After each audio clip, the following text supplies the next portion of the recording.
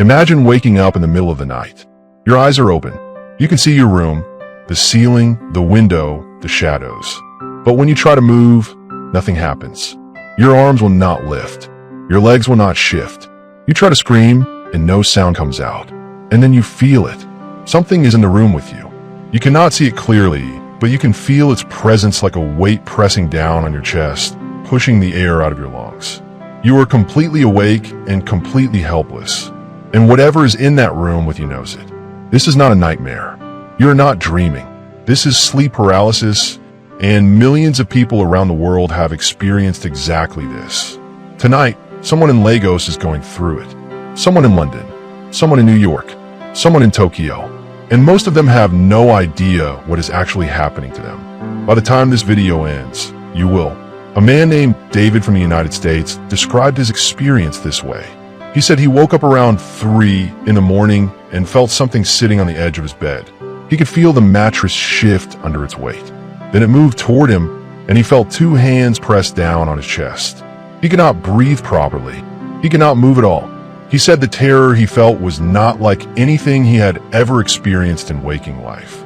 It was deeper, more real, like something was reaching into the core of him. It lasted about 2 minutes. When it stopped, he sat up in bed shaking and did not sleep again that night.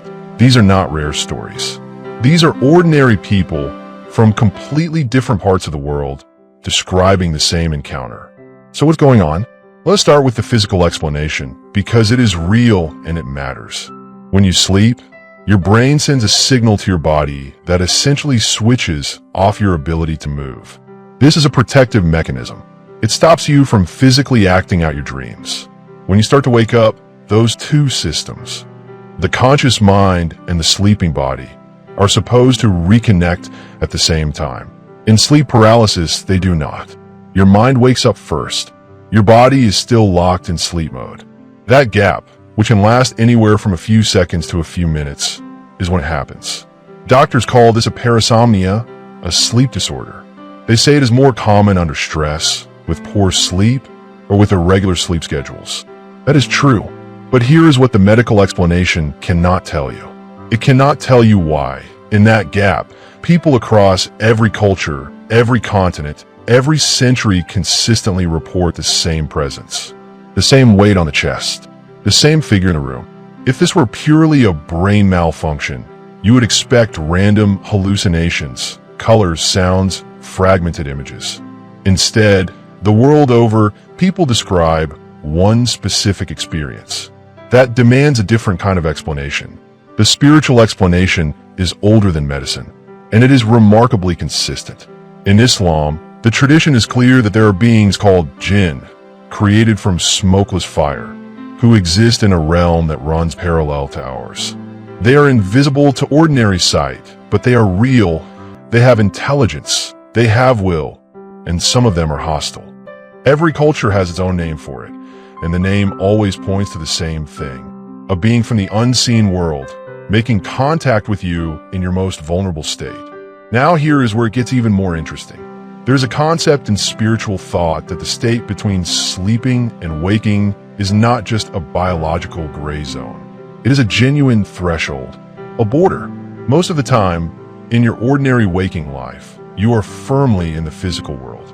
Most of the time in deep sleep, you are fully withdrawn into another state of consciousness. But right at the edge, right in that narrow space where sleep paralysis lives, the boundary between the physical and spiritual worlds becomes thinner than at almost any other point in your day.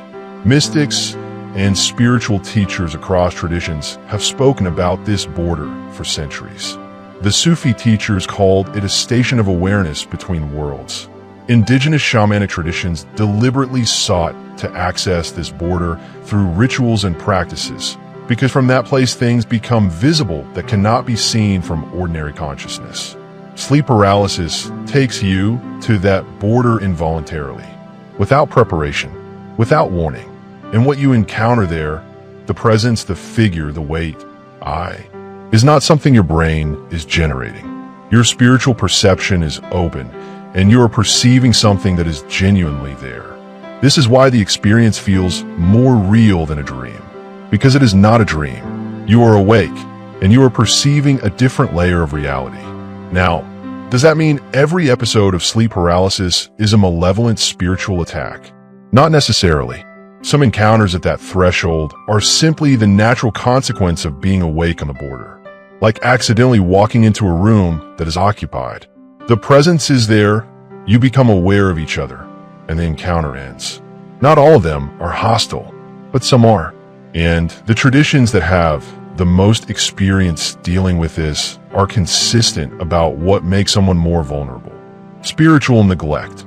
When you're not actively maintaining your connection to God or to your spiritual protection. Certain locations that carry negative spiritual history.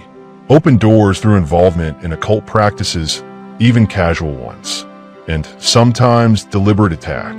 A force that has been directed at you by someone with malicious intent. There was a man, a former practitioner of the occult who later left that life and spoke publicly about it, who said that in the tradition he was part of, sleep was considered the most effective time to send spiritual interference to a person. He said that the soul during sleep is like a door left slightly open, and that those trained in certain dark arts knew exactly how to exploit that opening. He said the paralysis and the presence that people feel is not imaginary. He described it as a genuine contact event between a sent entity and the sleeping person. He said the only thing that consistently broke it, in his observation, was sincere calling on the name of God. That testimony lines up exactly with what spiritual traditions have taught independently of each other for thousands of years. So what do you do? First, do not panic. This is the most important practical instruction. Fear amplifies the experience. It is the thing that gives it the most power over you. When you feel the paralysis beginning, your instinct will be to fight it with your muscles, to thrash, to force your body to move. That usually makes it worse. Instead, focus on your breath. Your breath is almost always still partially under your control, even when nothing else is. A slow, deliberate breath, in through the nose, out slowly, begins to reestablish your connection between your conscious mind and your body. It is also, in almost every spiritual tradition, an act of spiritual will.